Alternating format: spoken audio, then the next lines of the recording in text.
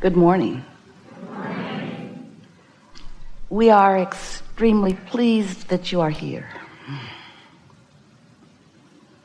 It is good to come together for the purpose of co-creating. Do you agree? Yes. You're knowing what you're wanting? Yes. So what brings you here?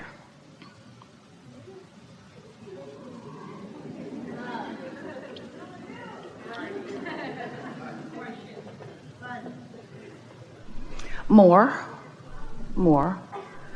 clarity, more understanding. You know, this is a very weird gathering. Because here we don't talk about things in a normal way. Normal meaning the way most people misunderstand them to be. Here we talk about things as they really are, as they are at your basis, as they are at your core, as they are at your soul, as they are at your source level. And of course, it's important because all of those things that are at the basis of that which you are is all right out here with you too, isn't it? What we're getting at is this is not a gathering here to talk about behavior or actions or right or wrong or the things that most people are all sort of wadded up in. This is a conversation about your vibrational basis, which is emanating from you at all times and is receiving a response from the universe, not the universe out there in Never Never Land, the universe that is responding to you right here and now, all day long, around you, wherever you stand, wherever you are.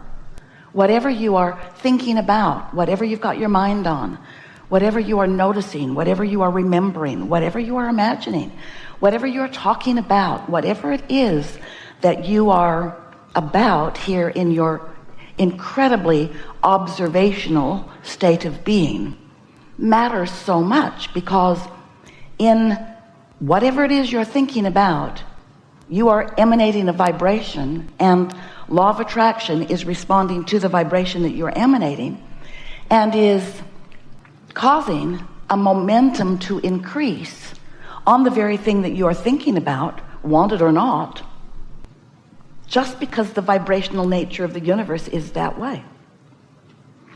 When a thinking mechanism, that's you, focuses a thought within you, then that vibration is so important. And you know, most people don't even know it. The reason that it's so important is because it is the center of what comes to you, but it's not the only center of you. And that's kind of hard for you to hear sometimes, because here I am, me, you think, and all right, I'll hear these strange words, Abraham, and I'll accept that this is a vibrational universe and that maybe I might be vibrational too. But what are you talking about? What are you talking about in terms of who I am and why vibration matters to me? And so we want to start, and it'll be brief, at the beginning of what you think you are before you came into this physical body. And we want to remind you that that consciousness that existed before your personality consciousness here in this body existed still exists and is still aware of you and where you are and what you're thinking and what you're doing all day, every day. So you've got two vibrational aspects to your being going on all the time. There's you and what you're thinking, and there's your inner being, your soul, your source, and what your inner being is thinking about what you're thinking. Because anything that you're focused upon, the whole of you is focused there with you. In other words, you are never out here alone. And that's so important for you to understand, because it explains your entire emotional basis. Everything about your emotions is about what we just said to you. The reason that you feel happy or sad is because you have a relationship with your inner being who was you before you were you, but is still you even though you are now you. You sort of get what we're talking about? And so most humans have, through a variety of things that they've listened to, they've come to separate themselves from that part of themselves. And so they don't understand what emotion is. But you do, or you will, as we move through this day. And we just want to say that if you get that down, if you can hear that you come from Source and Source is still very interested in you, and that while you are here in this body, you're sifting and sorting and observing and coming to your own personal preferences of what feels good to you, what you prefer, what you like most. And as those things come to your attention causes you to emit a vibrational signal that your inner being receives. When you know what you don't want, you know what you do want. And that signal that emanates from you is not just received by your inner being, but begins an attraction to your inner being on behalf of you. Does that make sense to you?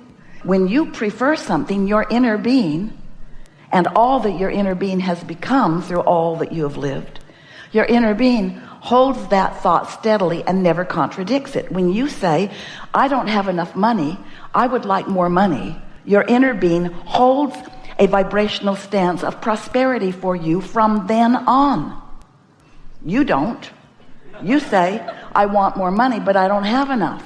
Your inner being knows you want more money and never goes to the you don't have enough. And so when you go to the I don't have enough, you cause a vibrational rift between you and your inner being, and that's what negative emotion is.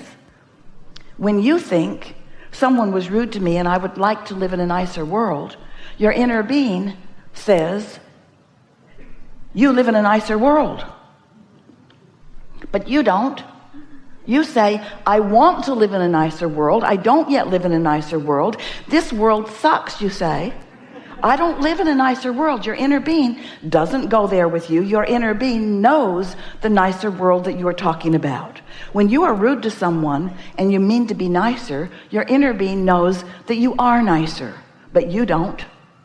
You still feel rude. And so you see how you separate yourself from who you really are. And the longer you live, the more likely you are to cause more separation until over time you're not as frisky as you could be. You're not as in love with yourself or with others as you could be. You are not yourself at all, in fact. As you cause more and more separation, you feel clumsy instead of steady. You feel insecure rather than secure. You feel not prosperous instead of prosperous. You feel different than the inner being part of you feels, and this is the thing we really want you to hear. You feel different than the inner being part of you feels, and you know the inner being part of you feels the way the inner being part of you feels because of you. Isn't that interesting? You said, because you can't help yourself, I prefer this. I desire more. It's the nature of your leading edge beingness. It's what you knew you would do. It's what you knew you were coming here to be about, because you knew that you were a creator, and you knew that you were coming into an environment where there would be contrast that would help you to choose. And you knew without the ability to choose, there could not be more. And you knew that you would launch these rockets, and you knew that those rockets would matter. You knew that when you emanated a signal, you knew that this is the energy that creates worlds. You know that this is how creation happens. You know that it's focused through consciousness. And so you chose and handed it off to infinite intelligence consciousness, who loves you, who knows you, who roots for you, who works for you, who holds you steadily in vibrational awareness and offers a signal about the new and improved you all day, every day. And the new and improved you is happening all day, every day. The question is, are you keeping up? And the answer is no. You're not keeping up because you have negative emotion. Negative emotion means you're not keeping up. When you're mad at somebody, you're not keeping up because you don't want to be mad at them. Really, you don't. Your inner being isn't mad at them. And when you are, you're separated from who you are, you see. And so we've enjoyed this interaction immensely. There isn't anything more that you would ever need to hear. Now, how you come to really believe it won't come from hearing these words. It comes from your own personal experience. And so we have a lot to talk about together. We want to talk about the details of your life that are important to you. We want to help you figure out how to adjust your vibrations so that you can be in a stance of receiving what you want. But in order for you to really be ready to do that, we want you to know that it's a simple process. This business of creating that you are all about is a much simpler process than you have let yourself believe. Most of it happens just by your existence here with others. As you explore life and observe it through your physical senses, you come to conclusions, even if you don't speak them out loud, about what you prefer. That's step one of the creative process. That's the asking part, and it matters a lot. Step two is this inner being part of you that we've been describing here receives your request and becomes the vibrational equivalent of the answer. So that means, if you will think about it, that when you ask, no matter how loud or subtle your request is, Source answers and answers immediately. But you have to come with us in this strange world that we are talking about, out of the world of action and out of the world of trying to make sense of what others are doing. You have to step into a vibrationally sensing world in order to really understand what we're saying to you here. Because when you ask, it is given to you immediately, and it is given to you in the early form of creation, which is a vibrational form. A vibrational form that has the full potential, just like the seed that you put in the ground has the full potential to be the stalk of corn. It has the full potential of this vibration turning into things, turning into experiences, turning into the full blossoming, see it, hear it, smell it, taste it, touch it, manifestation that you desire. But it isn't like that right at first. If there were a way that we could just zap you with understanding that when you ask, it is given to you, and that it is real, and that vibrational request that has been answered is real time, it is current time, and that what you call now that you launched a request from is really past tense. But it's hard for you to hear that because you think in terms of what you can hear and see and smell and taste and touch. You think of that as reality, and you think of it as current tense. You think it is of now. But we want you to hear, try just a little bit. We want you to hear that once it is manifested, it's really old news, because it has been in the process of becoming for quite a long while. And as it has been in the process of becoming, that's where all your juice is. That's where all your joy is. What's already manifested, that's like the gum you've already chewed the flavor out of. It's still in your mouth. You can still blow a bubble, but it is not where the emotion is. It's not where the exhilaration is. It's not where your interest is. It's not where your life is. The best part of your life is consciously understanding and therefore witnessing vibrations turning to thoughts and thoughts turning to things. And it's just a steady stream of them. You're turning them to things, which gives you a new list of things to ask for. So it's just this constant cycle of becoming that is life. You are eternal beings. It is our desire to talk you into being excited about the becoming, more excited about the becoming than about what has already become. We want you to feel the fun of energies coalescing in order to satisfy the intentions that you hold. We want you to feel the power of your being and the worthiness of your being and all of the help that the non-physical energies are offering to you. We want you to open yourself to the wholeness of who you are. We want you to be all that you are and not pinch yourself off so much from all that you are.